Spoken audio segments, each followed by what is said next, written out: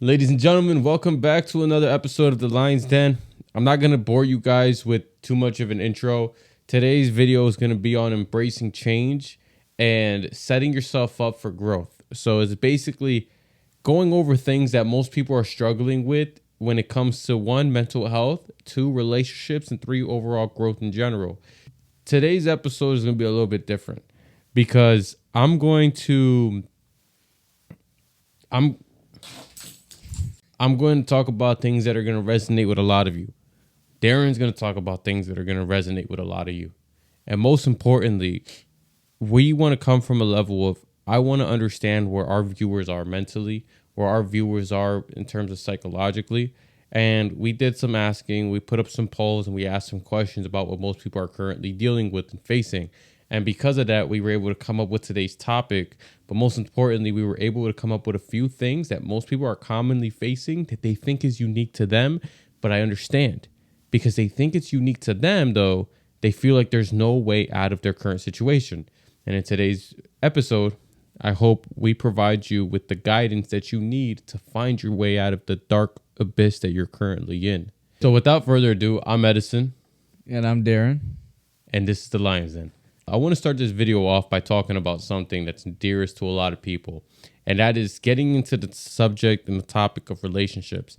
Most importantly, betrayal in relationships.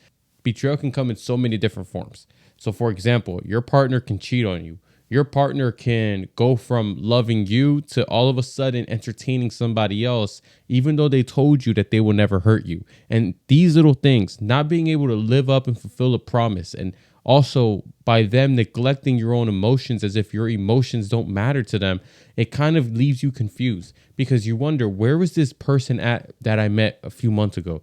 Where was this same person at that I met a year ago? Why does it feel like the person that I'm with now, I don't know them anymore? I no longer recognize them. And it's because in the beginning of the relationship, they put on an act. They almost put on this facade of somebody that they thought you were going to enjoy being with and absolutely love. But they knew they just knew damn well that that wasn't who they were. And they were waiting for the right time for you to be the most vulnerable, to actually showcase who they truly were in their true colors. And that's why it hurts more than if you would have just known that from the beginning, because you probably would have never been with them if you knew how they actually were. I think one of the most underlooked forms of betrayal within a relationship is not when they betray your love and your trust with another person, but when they betray your growth as a person. A lot of people tend to overlook when a partner betrays you by praying, not by preying on your downfall, but not being there to support you during your career path. Whenever you're focusing on your career and growing as a person, whether it be the better for yourself or your family, to try to put them in a better spot, and they don't want you to continue growing and moving forward, that kind of betrayal hurts the most, because it's almost like they're dragging you down and trying to keep you changed to being nothing. They don't want to see you prosper. They don't want to see you grow. And I think that's one of the biggest hits of betrayal, because they're supposed to be your number one fan. They're supposed to be your number one supporter when the whole world is against you. But yet they're the one that has the knife to your throat telling you to stay down. And that's one of the worst forms of betrayal, in my opinion. Yeah, cheating is very common, and it happens all across the board. But the one that hurts the most is the one that you didn't expect. And that's when they try to keep you down from achieving your goals and your dreams in life. Do you think that because there's a video of you that, as you can imagine, both on Instagram and on TikTok, garnished a lot of views, but most importantly, it received a lot of backlash. The ones that post their lives the most and the ones that post their relationship the most are 9 times out of 10 the ones that are in the most miserable conditions. And the reason why they constantly post themselves being happy is the way to convince themselves that they're happy. Because people are like, oh, that's not true. Oh, that's not me. First of all, people have a tendency of feeling attacked even when you say, even when you come up with common denominators. Even if you say, oh, it's more likely to be this person, or even if you say it's 9 out of 10 people, they think that they're categorized into that 9 out of 10. So, for example, you were talking about people that post their relationships a lot. And you were mentioning how those people tend to be the most miserable. So can you kind of shed light into what you were referencing when you stated that? One of the biggest things I was referencing when I stated that the people who constantly post their lives the most are the most miserable in a relationship. It's a way for someone to kind of, they know deep down that their partner isn't there for them. They know that their partner is unhappy and they don't want to believe it. So what they do is they constantly post the happy moments. They post the best memories to them on social media all the time.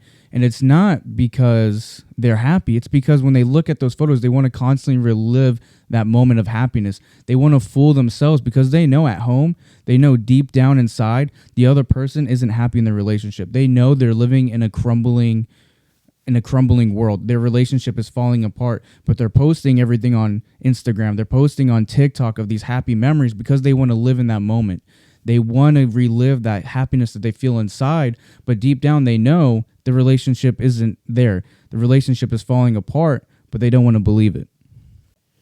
So what would you say to those people that tend to flaunt their relationship, even though it might not be perfect, even though things might not be blissful? I think those who are constantly flaunting their perfect relationship the most on social media are the ones that are struggling deep down the most. And their constant posts is a desperate attempt to kind of convince other people's and mostly themselves that everything deep down is fine, but in reality it's not. The other partner is not interested and they feel that disconnect. They feel them not loving them as much and they just want to feel that happiness that they felt in the beginning of the relationship. If you're looking to gain anything out of your relationship, especially if you know you're not happy in your relationship, there's a lot of factors that play in hand, but a lot of factors that people often overlook. Before you even try to communicate with your partner, you need to pause and ask yourself, am I seeking to understand or to be understood? Because true growth in any relationship starts with empathy, but it most importantly starts with acknowledging the overall premise in which you guys are having this discussion. Because if you don't know why you guys are communicating and you don't know what your end goal is with this communication, your communication will turn into an argument, which will turn into the blame game on pointing fingers at who's right and who's wrong. And I mean, don't even get me started on the silent treatment, because so a lot of people, they're under this idea that silent treatment works. A lot of people are under this idea that, oh, if I give my partner the silent treatment, they'll realize what they're missing out on. But it's fucking bullshit. And one thing I will say, if you're someone that likes to give your partner the silent treatment, stop. Stop giving your partner the silent treatment if you truly want your relationship to last. Silence just creates distance and only shows your partner how much their presence never truly mattered to you to begin with. And not only that, being the person on the receiving end of the silent treatment is one of the most frustrating things ever. When your heart is all into fixing the problem and trying to grow together as a couple, and they're just sitting there being quiet. They say, you know what you did. When in reality, you have no idea. Like, you're not a mind reader. If there's a problem in a relationship, don't stay silent. Actually speak up and let the other person know. That way you guys can continue to grow. If not, the silent distance, the only thing it's going to do is drive a space between you two. Whenever someone does give you the silent treatment and you're stuck in a relationship, whenever there is a conflict, they resort to kind of just yelling at you or just being completely closed off. Let me ask you guys this. Have you ever looked back and wondered how you were dumb enough to settle for less than what you deserve? And the moment that you actually decide to choose yourself over their bullshit, the whole world opens up in ways that you could never imagine. Yeah, and I agree. And it's like you said, it's basically choosing you over them. It's a lot of people think that there's something bad about being selfish. But if you being selfish is to preserve the one thing you have going for yourself, which is your mental health, your state of being, and most importantly, the standards that you have set, then by all means, being selfish is not a bad thing. Being selfish can be the most selfless act you can do, because you're being selfish to prevent yourself from becoming somebody that you don't want to become, or from losing a part of you that you don't want to lose. If you're the type of person that maybe you feel like your imperfections, your flaws might drive your partner away from you, I could probably tell you what they're thinking. These are the things your partner will never tell you. They need your presence more than your perfection. So be there for them. Even when you feel like you're not perfect, I can almost guarantee you your partner would much rather have you present than to have you perfect. But a lot of people misunderstand that. A lot of people think they need to be perfect for their partner. You don't need to be perfect. You just need to be there. And when you're present, when you're in your relationship, instead of just outside of your relationship trying to work on yourself, because working on yourself is not bad. But if you're seeking to be perfect, you're going to hurt your relationship more in the long run, because that's only going to lead to insecurity. Have you ever wondered why your arguments never seem to end? It's because you're arguing to win, not to resolve. True growth comes when you prioritize peace over being right. That I think that's one of the most important things I always want to touch back on is when you mentioned that when you're in a relationship, if your partner truly loves you and truly wants to be with you and grow with you, they're not going to seek you to be perfect. They're not going to want you to be perfect in every little thing you do. They're not going to want you to look perfect all the time. They just want you to be you. And I want to touch back on just something real quick on what you said about selfishness. Now, whenever it comes to doing something that makes you happy and that's for your own personal growth, whether you need to cut off your friends, you need to cut off family members because they're toxic, you need to end a relationship, and they say, why are you doing this? Why are you cutting us off? We're your family. We're your friends. That's selfish of you. Why are you doing this to us? It's not selfish. It's selfish if they want to keep holding you back and holding you down. Whenever you're putting your priorities and your happiness first is the most unselfish thing you can do, because your happiness is more important than anything else in the world. I agree. And, that could be a main source of anxiety or insecurity and things like that. I mean, there are other things that might trigger your mental health to worsen over time. And those are mostly anxiety driven and insecurity driven. There's a lot of people right now that are struggling with their mental health, but most importantly, they're struggling with anxiety. A lot of people are finding that they're having more anxiety attacks than they've ever had before. Matter of fact, some people are having anxiety attacks that they've never had before to begin with. And a lot of people are overthinking, and overthinking is what's leading to all of this anxiety. So it's one of those scenarios in which you have to learn to challenge your thoughts. Ask yourself, are my thoughts for me or against me? Are my thoughts going to help me become better, or are my thoughts going to worsen my overall situation? Because a lot of times we live in our head. A lot of times we live in our own head rent free in the negative thoughts that we have that control everything that we do. And we focus so much of our time on these negative things that we never actually get to see how blissful life can be if we focus on the things we could control. Because majority of the negative things in your life are things that you have no control over. But the reason you're so fixated on them is because of the fact that you can't control them. So you not being able to control all of these negatives in your life is driving you crazy, because a lot of people have that need for certainty. They want to be certain of the things that are going on in their life and feel as if they have control over it. But if you know you don't have control over it, why are you going to stress over it? Why don't you focus on the things that you do have control over, and the things that you can't control for right now, just put them to the side? Because I can guarantee you that once you start accomplishing things and once you start moving away the things that you have control of and getting those out your way, those obstacles, you move them past you, you will start to feel more accomplished in your life, and your fulfillment will come sooner than this dissatisfaction.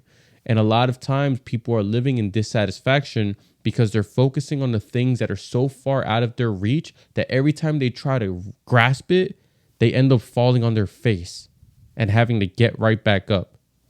I anxiety is one of the most crippling and misunderstood emotions out there.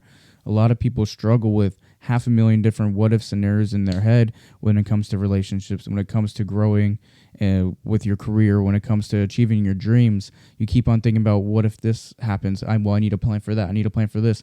And then eventually you just completely become shut down. You lose all motivation and goals in life. And eventually you just start living in a very chaotic world. But you need to realize that the chaos in your life isn't normal, but it's a storm that you have gotten used to. And when you finally step out of it, you're going to see the calm that you deserve and that you were missing the whole entire time. Your life isn't meant to be chaotic. You're not supposed to be thinking about 500,000 things and how to solve every single possible problem that can come your way. If you open a door, if you get into the road, what's this guy doing on the road? Is my partner cheating on me? How am I gonna find out if he's cheating on me? Am I not good enough? Anxiety is so overwhelming. It's like a giant weight that's dragging you down, and you will suffocate if you're not properly equipped and you can't take a step back and breathe and realize anxiety is taking over and your life is really not that complicated. Yeah, and I mean, anxiety is like being in a fog. you can't see what's in front of you. So when you can't see what's in front of you, you start to worry, you start to panic, you start to feel like you have no form of guidance in front of you. You start to feel like you're alone, most importantly. Because what does a fog do? A fog surrounds you. It's a smoke that surrounds you. And a lot of you guys are surrounded by smoke. A lot of you, and what I mean by this is a lot of you guys are surrounded by the thoughts that you've created and instilled into your own mind. And a lot of these are not even true. A lot of these are made up on the fly, but they're made up in such a good way because you know yourself better than anybody else that you fucking believed it. And your belief of these circumstances and these limitations is what's causing you to feel anxious. It's what's causing you to feel like there's nothing going for you right now. And the only thing that's going for you is the things that you have to get rid of that are good for you. Those are the things that you are sacrificing rather than actually facing the problems head on and learning to overcome them individually.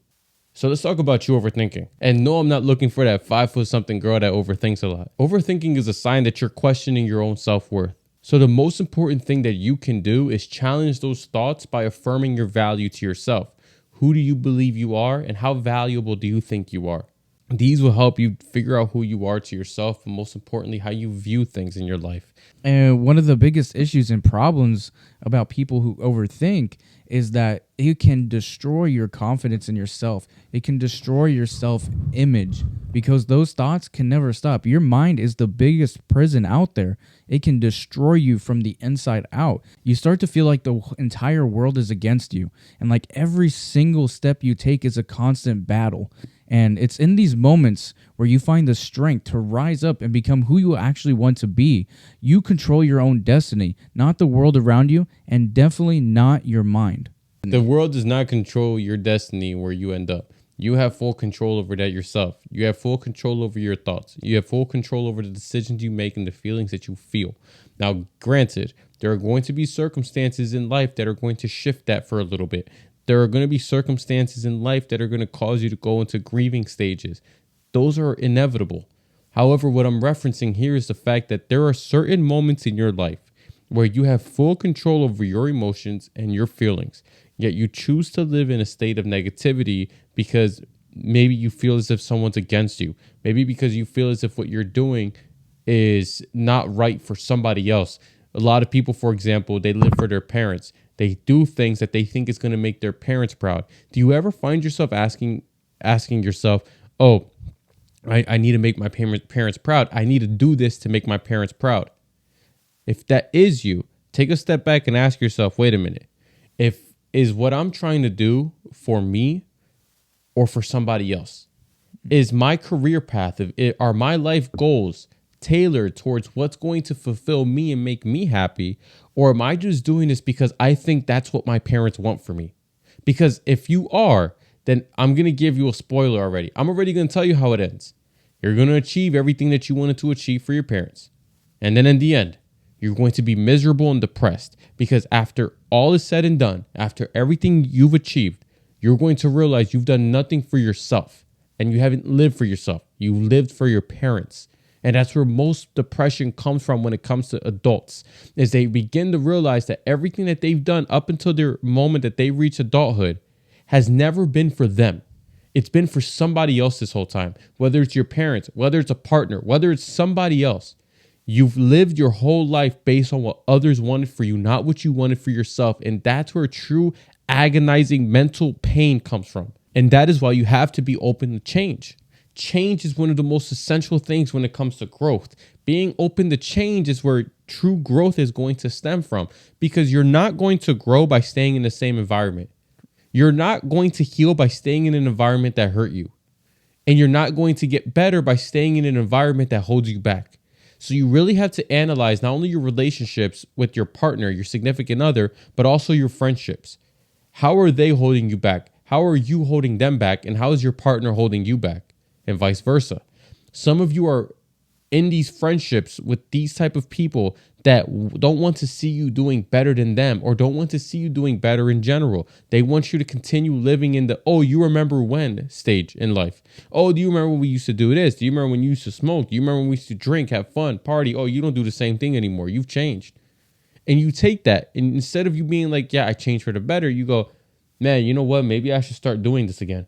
I don't want to lose my friends. I don't want my friends to think negatively of me. I don't want my friends to think I've changed. And that's when people go back to doing the things that they work so fucking hard to escape from. And that's why so many people are struggling with their mental health. But change comes the moment you realize that the current situation and circumstances that you are in right now is not where you want to be. True change comes when you acknowledge that the life you live now is not the life that you want to live forever. It's not the life that you want for your kids, for yourself, for your partner. Once you realize that, everything around you begins to change and you start to actually do things for you. Finding out what your purpose is going to help you find out how you want to change and what you need to change. Think about this. When you are no longer here, what do you want to be remembered for? What do you want to have written on your headstone, your tombstone, when you're no longer around? Do you want them to just be like, party fucking animal, bro? This guy was a fucking party animal. All he did was have fun. That guy was fucking drunk. That guy got fucking drugged up. No. Or do you want to be remembered as the person that went all in? You want to be remembered as the person that never stopped no matter how many things came their way. And you want to be remembered as the person that helped change the lives of others.